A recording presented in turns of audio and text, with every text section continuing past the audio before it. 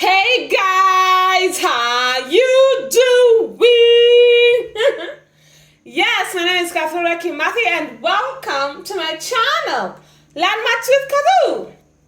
So today I'd like us to talk about division of integers, okay? So far we've gone through addition, subtraction and multiplication of integers. So I'll leave the link to a playlist on integers in the description box below so that you're all on the same page. So how do we divide integers? Dividing integers is the same thing as dividing whole numbers. The only difference is the negative sign, okay?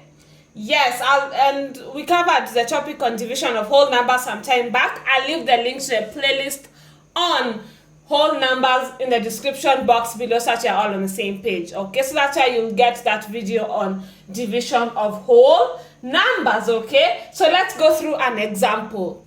So when you know the multiplication table, dividing and multiplying numbers become a walk in the park, okay? So I'll also leave the link to a playlist on the multiplication table in the description box below. So 10 divided by 2 is 5. There's nothing much to say about that because we are dividing a positive number by a positive number. Let's go through another example. Remember what we said in our last lesson? When we are multiplying two negative numbers, the negative signs cancel out. And when we are multiplying a positive number by a negative number or vice versa, we retain the negative sign in the answer, okay? So we'll follow the same idea here. When we divide two negative numbers, the negative signs will cancel out. And when we are dividing a negative number by another negative number, we retain, when we are dividing a negative number by a positive number, we retain the negative sign in the answer, okay? So 50 divided by 25 we know is 2, okay? And since we only have one negative sign in this question, we'll retain the negative sign in our answer. So our answer will be -2, okay? Are we together?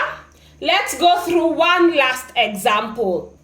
So here, since we are adding a negative number, since we are dividing a negative number by another negative number, the negative sign will cancel out and our answer will be a positive number, okay? So that means that the answer to this question is 90 divided by 10 we know is 9. So the answer to this question is positive 9, okay? And remember, if you get a positive answer, you don't necessarily have to write the positive sign, okay? So after you are saying that the answer to this question is, we can say it's 9 and not positive 9, okay? Although here I've written the positive sign, right? Exactly. Have you all understood that?